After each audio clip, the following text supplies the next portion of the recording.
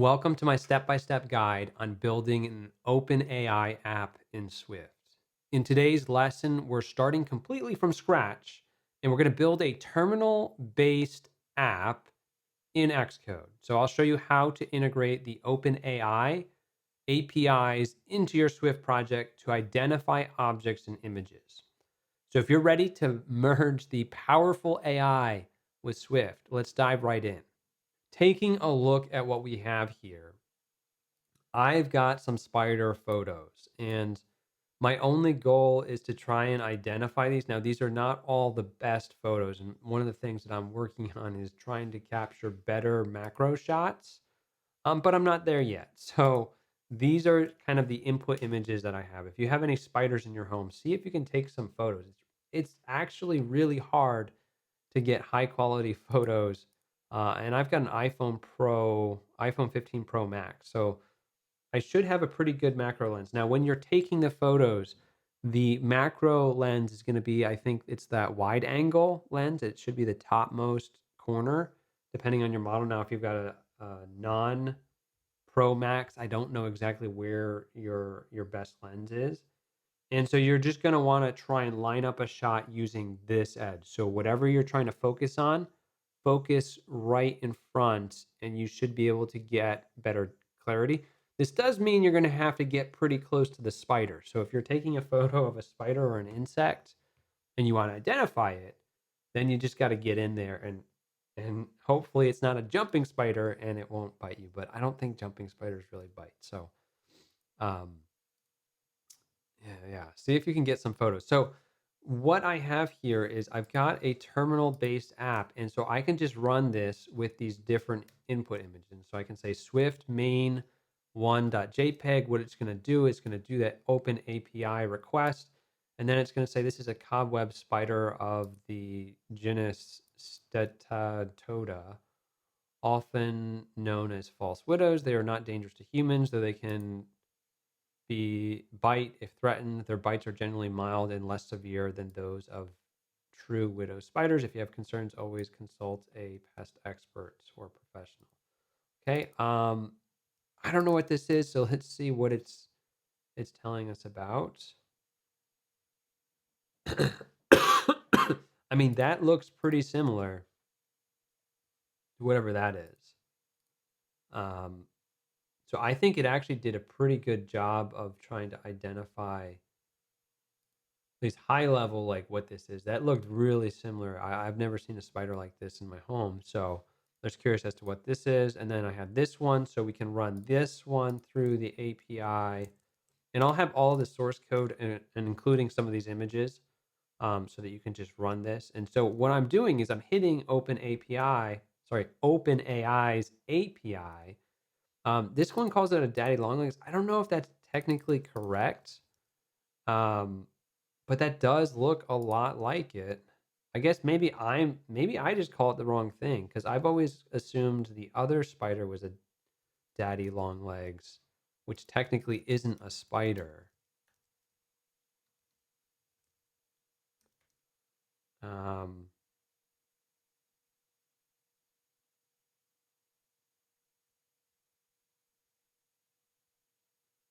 I guess it does encompass a bunch of different things. So anything with large legs, it seems to be matching. Like this is to me what a daddy long legs is, and I don't think it's a true spider. Or something like that. But that one does say it's an arachnid. So I don't know. So this is potentially a spider, a cellar spider. So that was in our bathroom. And then we can do one more identification.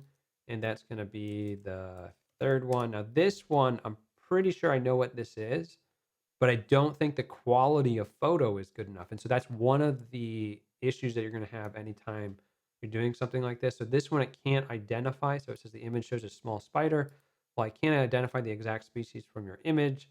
Many tiny yellowish spiders can be harmless to humans. If it's found in your area and you're concerned, you might want to compare it to a local species and consult an expert. And so this shot is not the best photo. I tried to zoom in on it. it just didn't come out well. And so this is where I think I need to make sure I'm on the right lens, and I do need to make sure I have good illumination. I don't know what the lighting situation is. So the next time I see a spider or an insect, I'm gonna be trying to experiment with better illumination. So that means using a headlamp or using another lamp just to get more light bouncing around the scene if it's dark, so that I can get better photos. Because I know that like I can get some better photos, and so like if we just jump on over to photos real quick, I've been experimenting with like macro shots. So this is one of our blankets, just trying to see like how close can I get. Maybe even a video will be helpful. So um, trying to capture a video and then looking for a frame, because some of these frames are in focus and some of these frames are not. Like this one's not in focus really. There's a couple fringe things, and so it's trying to get it so it's like this shot where I can sort of clearly see whatever the subject's going to be. So that's kind of the goal. So how do we do this in Swift? I have been toying around with OpenAI and playing around with some stuff, and I want to show you how to get started so that you can learn how to do this type of stuff. So we're going to start a brand new project, and I've been sort of experimenting with VS Code, but it's so much nicer to be in Xcode. So I'm going to show you how to get started with that. So let's open up Xcode, and I'm going to do a new project. Now for this, we're just going to do a command line tool, and we're going to do spider identifier. Okay, so I'm going to hit next. I'm just going to put it in my projects folder. So this is just in my dev folder. I've got a projects folder for random stuff. We'll hit create. Um, I am going to have an API key in here, but I'm not gonna um, well, I'm gonna change it, so it doesn't really matter. So the first thing we're gonna need is we're gonna need an API key. So let's go let API key equal, and I'm gonna jump on over to um, here, and then that is gonna be, let's see, dashboard. No. Yes, dashboard API key. So you're going to have to create a new API key if you don't already have one. You won't be able to use mine because I've got a temporary key that I've created that I'm just going to disable after this video so that random people aren't using my API key and racking up my bill. So I've got that API key, and I'm going to just copy it on over here. So you're going to see it right there. And I don't know, I guess I copied a little too much. So that's my API key. Your key is going to look something similar to this. And next, what we're going to do is just sort of work our way towards making the API request. So this is going to initially just be a command line tool because I wanted something simple. And so we're going to use the command line, and then we're going to look at the arguments, and we're going to just make sure that the count is greater than 1. Otherwise, we're going to print a usage. So in here, we just want to inform the user how to use it. So usage main.swift.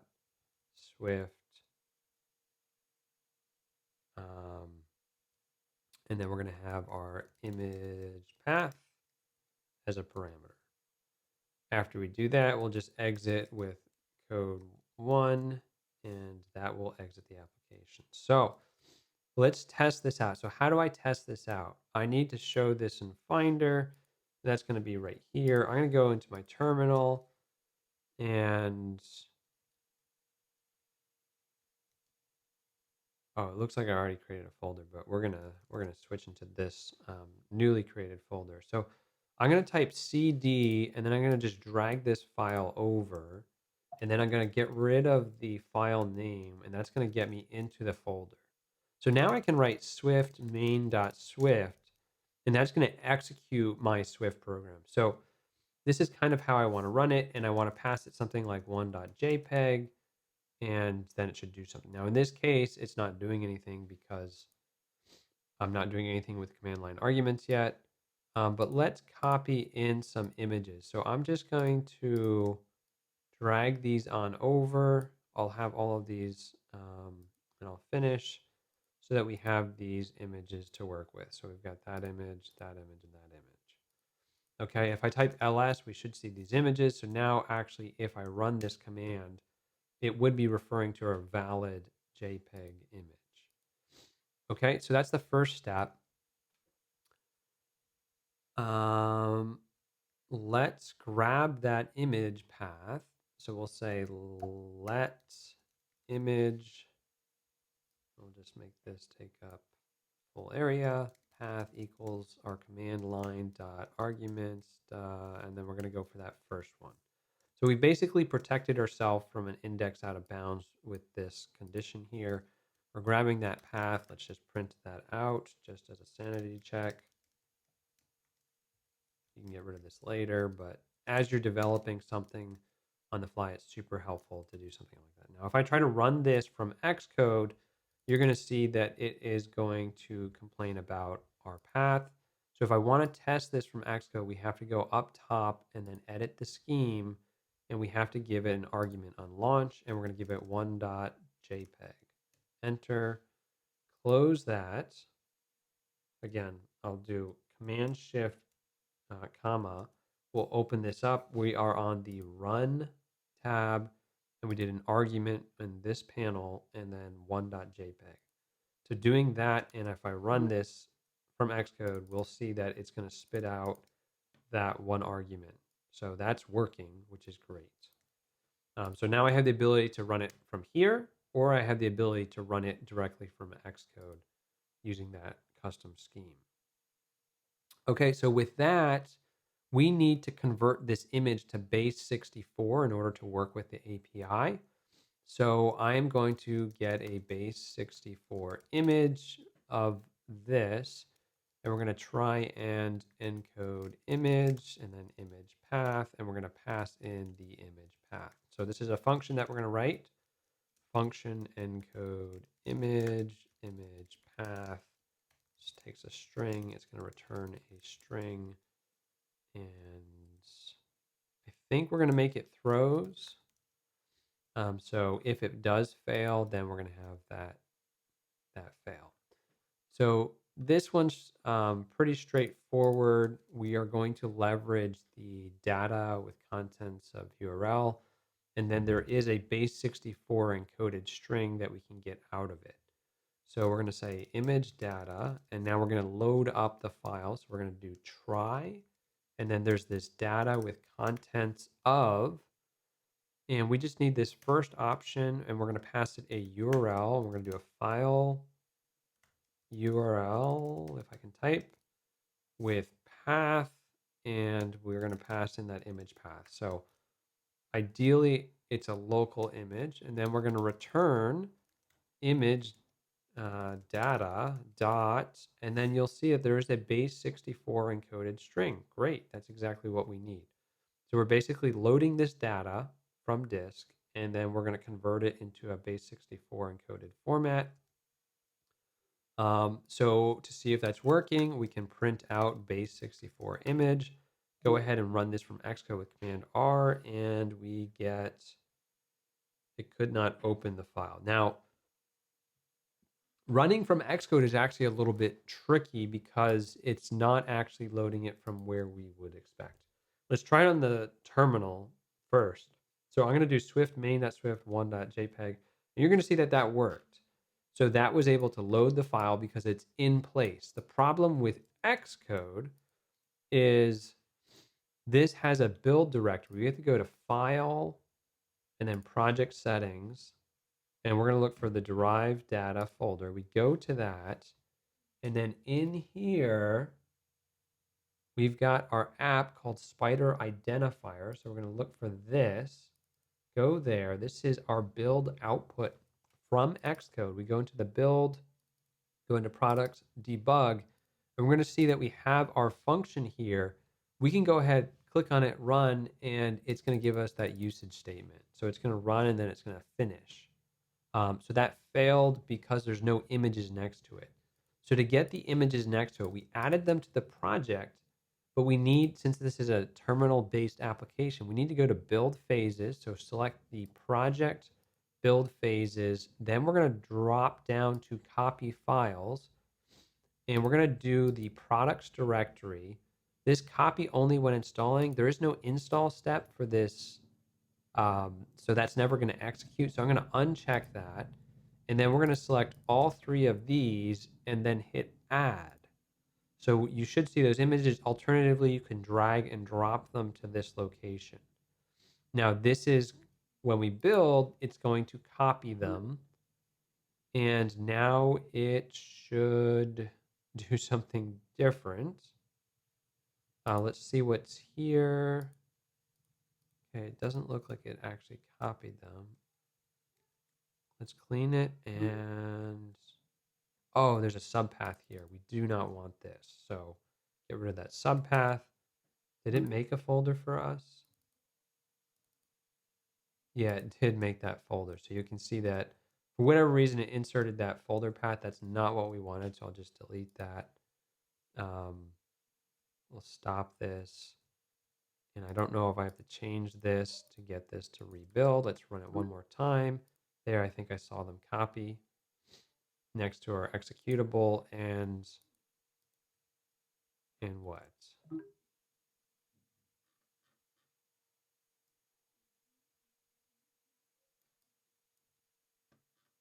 Well, something's here.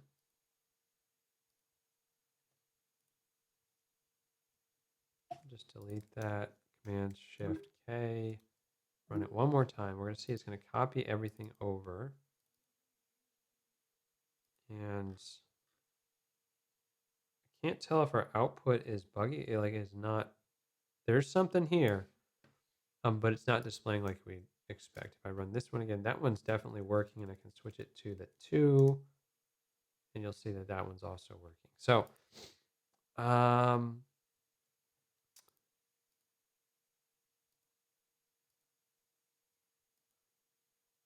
that's our starting point. So now we have an image. The next thing we are going to want to do is we're going to want to make our API request. And so before we do that, let's print out just the length. 64 image dot, I should be able to get the count.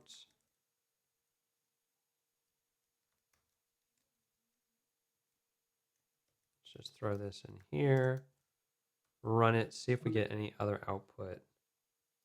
So it's working for whatever reason. Xcode, let me just close this and open this up again. Let me quit Xcode completely.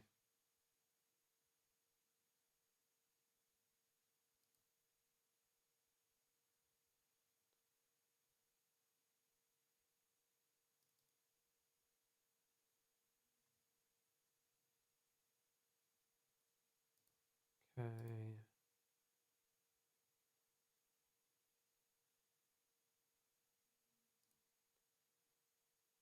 I want the spider identifier.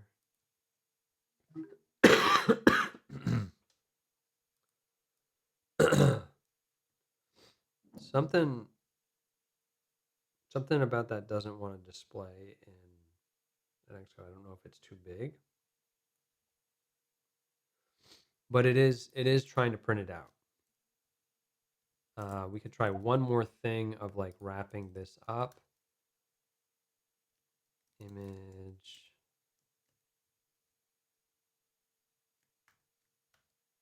See if this likes it any better.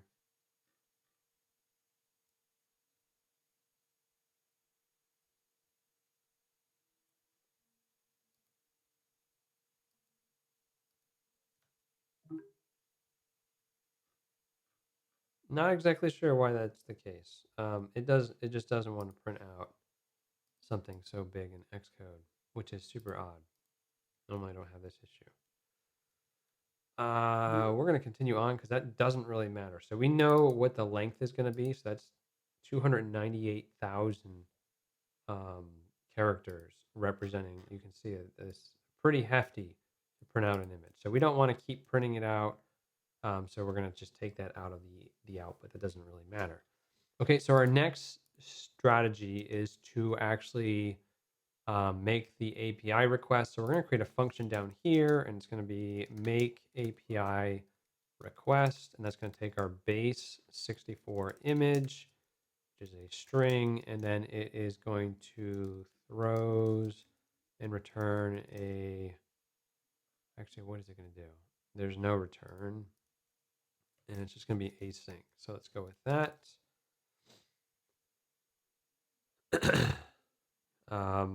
Ideally, we probably do want to return a string for the content, but we're just going to keep this simple for right now. And so then we're going to do our await make API request. We pass in our base 64 image. So we're just sort of setting up the framework for what's going to happen. And then down in here, we're going to do all of our logic. So we've got that API key up top. And now we're going to have to construct the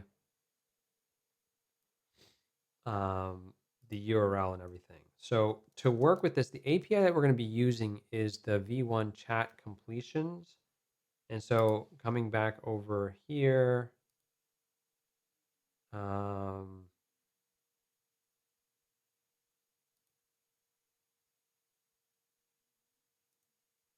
under under the vision, these are the capabilities that are available. So O1, ChatGPT 4.0, 4.0 Mini, and 4 Turbo all have the ability to do some kind of image.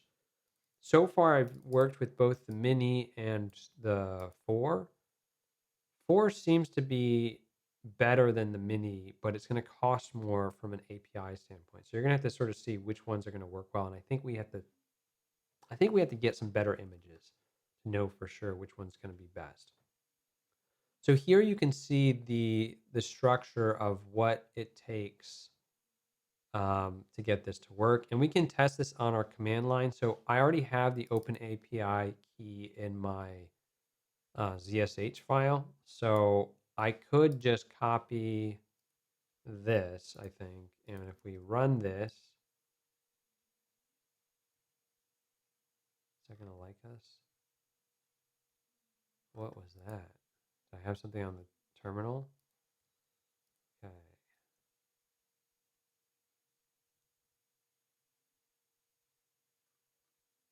I'm not sure what that's doing. No, curl's not working for me. I'm not sure what that dot dot dot is. I've never seen it do that. But this is the API that we have to hit. So we're going to have to give it the content type. We're going to have to give it the authorization, which is going to be bearer and then the API key. And then we have to give it our JSON request. And so here you're going to have a user with a role and then content. And so here you can see there's an array of types of content. So here's the message, that's text form. And then here is the image form. So we need an image URL. Here this is referring to an actual image, but we're going to use that base 64 encoded image. And so down here is an example of what that would look like. So this structure is a little bit different. You're going to pass in the data, the image, JPEG, and then base 64 implementation after this comma. Okay, so that's kind of the goal of where we're going. So we need this API, which is going to be this right here. So api.openai.com/v1 chat completions is the URL. So let's go ahead and do that. And then we're going to force unwrap this just because we know that this will give us a valid URL. And we're going to create a request that we're going to modify over time. So URL request. And we're going to pass in that URL. And then we're going to start appending things. So we're going to ask this to be a HTTP method being a post. And then request.setValue. And we're going to set the application JSON content type. So it's going to be application JSON. So that's what we're expected for the content That's really important to type this correctly. So we have a content type and an application JSON. And then we're going to also append our authentication. So set value. And here we're going to do bearer. And then it's just space. And then it's the API key. Okay. And that's going to be our authorization. And after that, we get to format the structure of our JSON. So this is where we get to decide like what type of identification app. So if you don't want to necessarily do spiders, but you want to do like other insects, you can change the JSON that we're going to have here.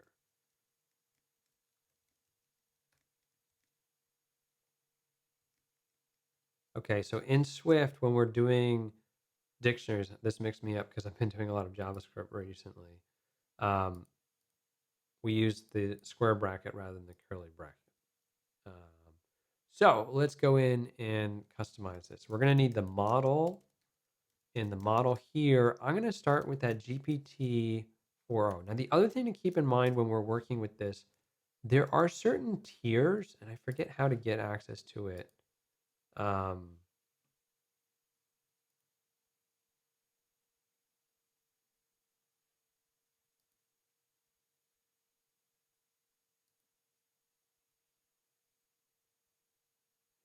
Keys, usage limits.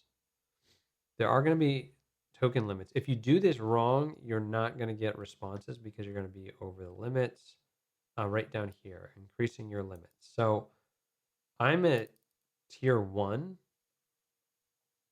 You have to get $50 spent on the API since account creation and 7 days after first successful payment to get to the next tier, which requires a certain number of API requests, and you're not going to be there if this is your first application. So your limits are going to be lower. Somewhere in here, you can sort of see what the limits are for the different tiers, and it keeps going up as you get more certified or verified. But the other thing they don't tell you is that certain API models are not available.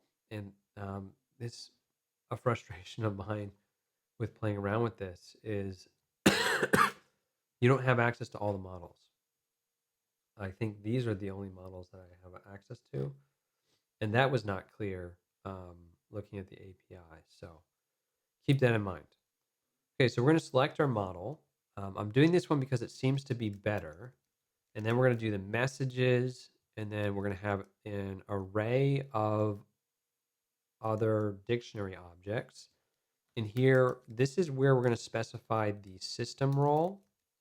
So this is basically how you tell it to do something. So if you want to provide additional insights into your model, you can do something like this. And so here you would specify like, what do you want? You basically tell ChatGPT to role play.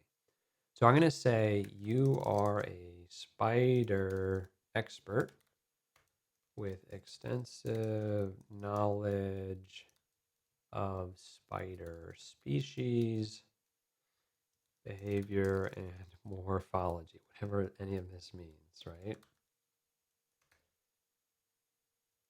Please identify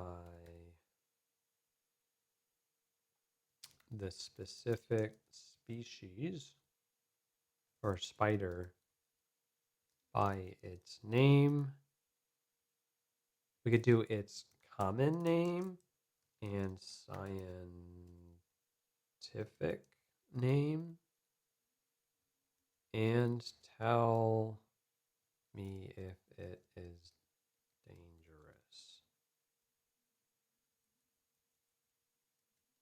Okay, so let's do something like that. So that's going to be our role playing for the system. And by prompting it like this, that's going to allow us to get ChatGPT to respond with more knowledge related to whatever the topic is. And so depending on the images that you're sending, you can customize this to fit your need. So if you want this to identify, like, let's say aircraft, you could say, you're an airplane expert, and you can tell me exactly what these are based on the photos.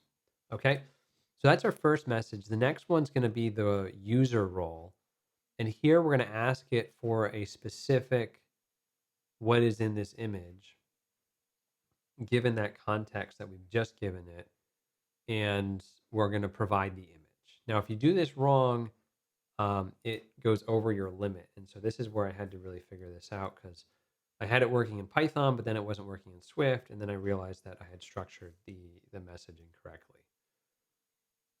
So this is going to be our second message. And then inside here, we're going to have the role. See if I'm doing this correctly. Messages. I think I got to go up a level. Hold on. So this is in here. Okay. So then the role is going to be user. And then we're going to have content in here.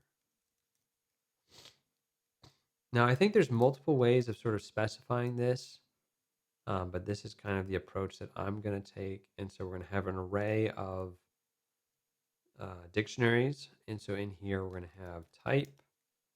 And then this is going to be text. So we're going to do a text request. And then we're going to have the actual text is going to then be what is in this image. So we're essentially creating the structure that we need for this to work. The next thing is going to be the actual image that we provide as another type of content. And so this one is going to be an image URL. So you can link to an actual image that's already hosted, or you can say it's an image URL, but then provide it in in base 64, which is what we're going to be doing. Okay, so we give it another dictionary object. This is going to have the URL itself, and then it's going to be in that special format. So data image, let's type this correctly, image slash JPEG. Here's where, like, you have to make sure that you actually do have a JPEG. So this is going to be a little bit brittle if you have a PNG or anything like that. But in our case, I do not have a PNG, so we should be okay. And this is our base 64 image. So let me just make sure that this looks good. Got our image URL. Then we got URL and then data : image / JPEG. And then we do a semicolon base 64 comma. And then we have the contents of the image appended to that. So doing all of that, that should be our JSON object that we want to attach. And so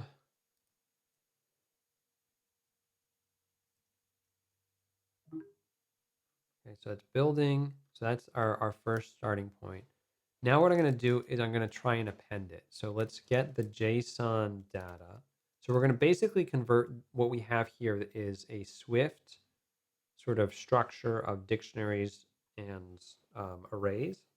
We need to convert that into actual JSON object. And so we're going to use the JSON serialization dot data with JSON object. We're going to pass it that JSON. And it's technically not JSON.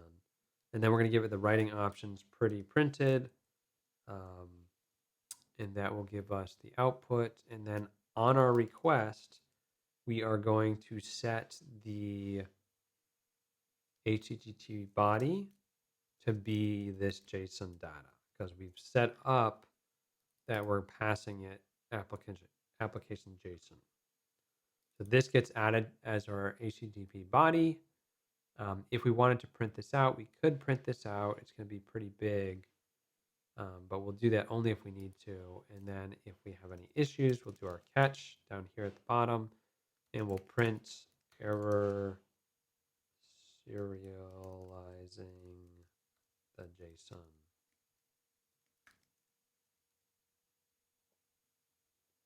Let's just print out that error. Okay. So at this point, I think we're ready for the API request. So to do that, we are going to now say do, and then we're going to say let data response equal try await. Now we're going to use the URL session shared, and we're going to do the data for, and then we pass it the URL request. So request, and then let's just print out the response. Let's go ahead and run this. Okay, didn't like something. We need our catch.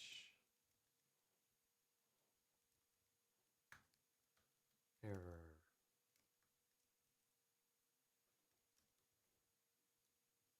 Unable to make API request.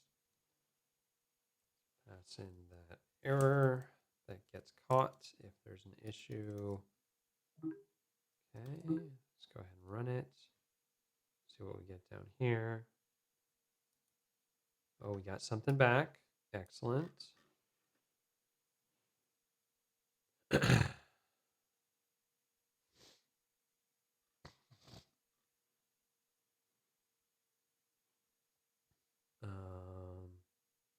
We got status code 200. That's great.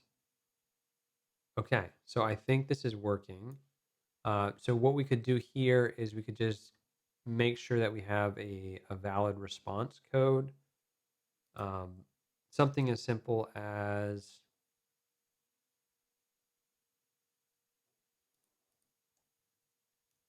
let's just do a guard let response equal response as then HTTP URL response. So this is the type of request that we're doing, else we will return.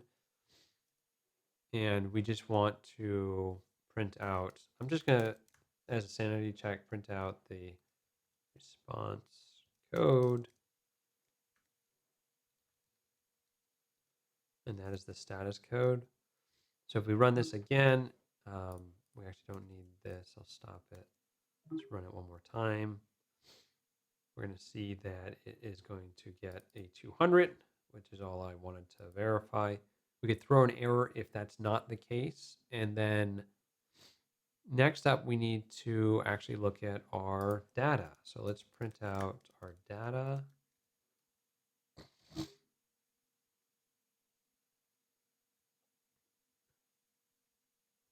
So it's got 1065 bytes. And we're going to need to decode that or visualize that in some fashion.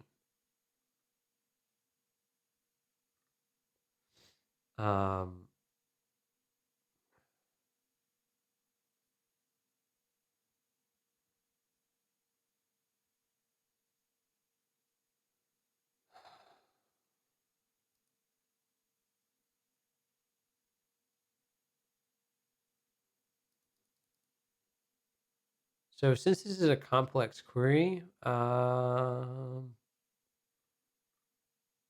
I know this should be JSON, let's actually go ahead and print this out so that we can see what the structure is going to look like.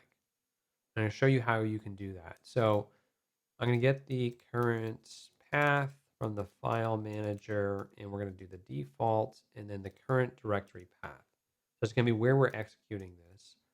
Then we're going to create a file URL equals URL file URL and with path, and we're going to pass it the current path. And then from that URL, we're going to append a path component. And this will be our response.json.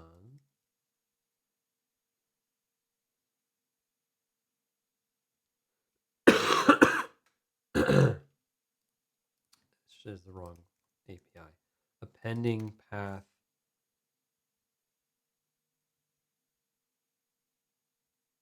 Appending.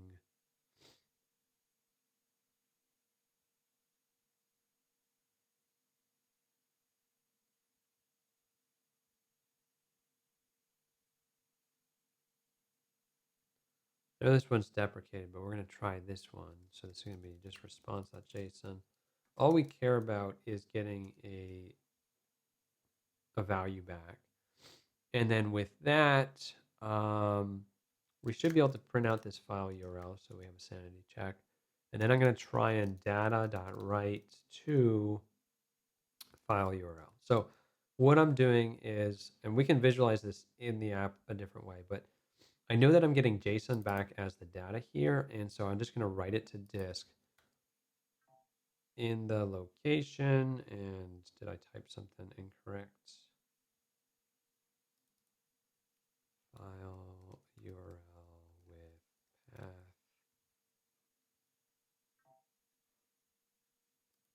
Doesn't like that. Incorrect label. I want file URL with path.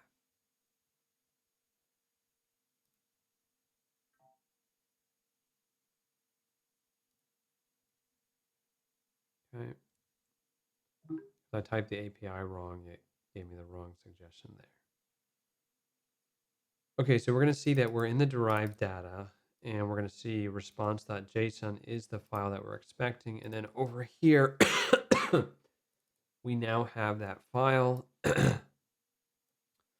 And so this was an easy way to then display that in the application.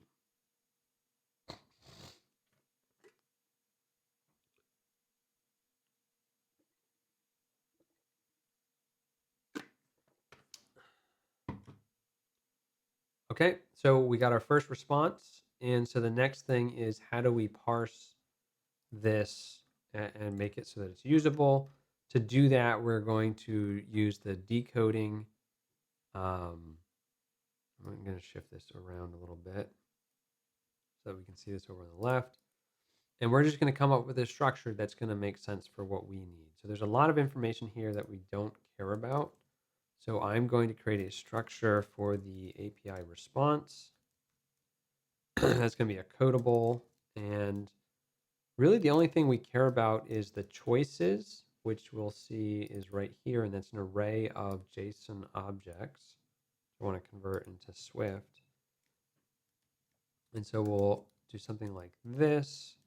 And then there is a model, which is a string. That's the only other thing that looks interesting. So we'll see that this is the model. I don't care about anything else right now. Maybe you need this stuff for other things. For what I need, it doesn't really matter. Okay. Next up, we need to define this choices. So, and I guess it's going to be singular choice. We're going to create another structure, choice, and this is going to be codable. And then we're going to get our stuff in here. So we're going to see finish reason, any log problems, the message and the index. I don't know if we need any of this stuff really, but I feel like it could be useful. So I'm going to have finish reason. Now I'm going to convert from snake case to non-snake case.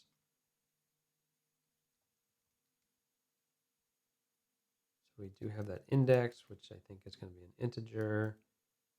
And we've got our message, which is a string. And then, whoops. The last thing we need here is finish reason log problems, which is going to be an optional string. And I don't really care about any of this. Like this is just token usages. None of that means anything to me. All I really care about is this message. So that's what we want to get at. Then it looks like we do need to define what message is so that we can drill into that. So let's do another structure, and this is going to be message. And I put string here because I was not thinking. This is going to be of type message. And let's make this codable as well. And so if we look at a message right here, we're going to have a role, content, and refusal, which is also a nullable string.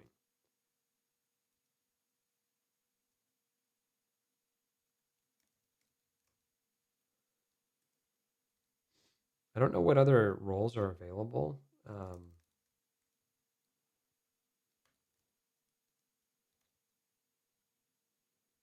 If you ask it for requests that it doesn't want to fill, this is probably where it will just refuse.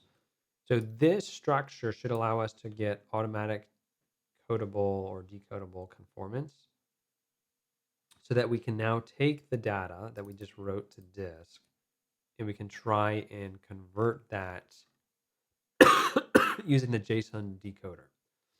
So I'm going to say let decoder, let me just hide this bottom bar, let decoder equal JSON decoder, and then we're going to say decoder dot key decoding strategy is equal to convert from snake case. Okay, and so I'm doing this so that I can do stuff like finish reason.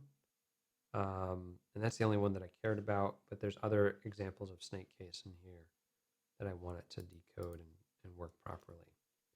After that, we're going to do let API response equal, and then we're going to take our decoder and we're going to say decode type, and this is going to be an API response.self from the data. And then let's do our moment of truth. Let's do API response dot choices dot first. If we have one, we're going to get the message out of it, and then we want the content. If we don't, no response is going to be our default. Something like that. Okay, this can throw, so let's throw in a try. Go ahead, cross our fingers, and see what can happen. Amazing, we got it. That's super cool.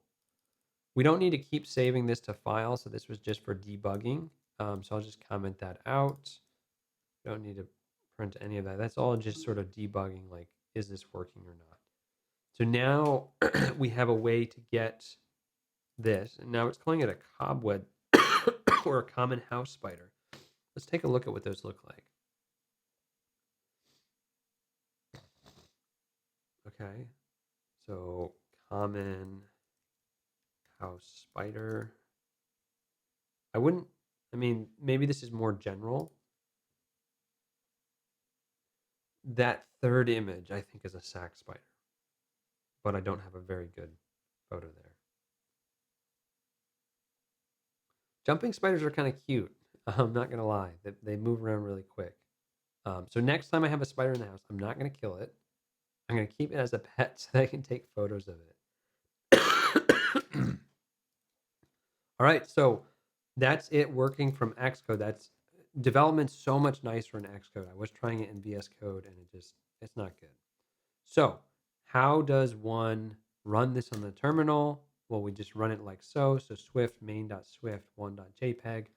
And now we have access to this. And it's gonna give us different results every time we run it. So it's not necessarily gonna give you the same. You're gonna see that the results are gonna vary. So it's not like a canned response. We are getting sort of an intelligent response based on this AI running in the cloud. And so it's going to give us what it thinks is the most likely candidate.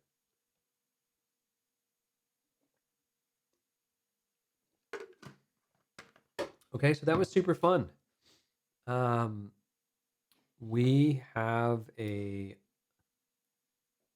working API that we can wrap up. So if you want access to this code, I will provide this. You're going to have to change your link, so I'll just change this to change me, and I'll zip this up so that you can play around with this. Now, the next stage of what you could do with this, rather than just being a command line utility, you could wrap this up in an iPhone app. And so that might be what I do next. Get it so that I can take a photo and then sort of wrap this up and do these API requests this way, just to sort of see what's possible. Thanks so much for watching. If you want to watch other videos, I've got a video on Swift over here using Swift UI. So this is kind of a lower level thing of how do we work with an API. I'm teaching a course called iPhone Apps 101 that covers working with APIs. And so if this was interesting, just let me know in the comments down below. Hit the like button, and I will see you in the next video. Thanks so much for watching.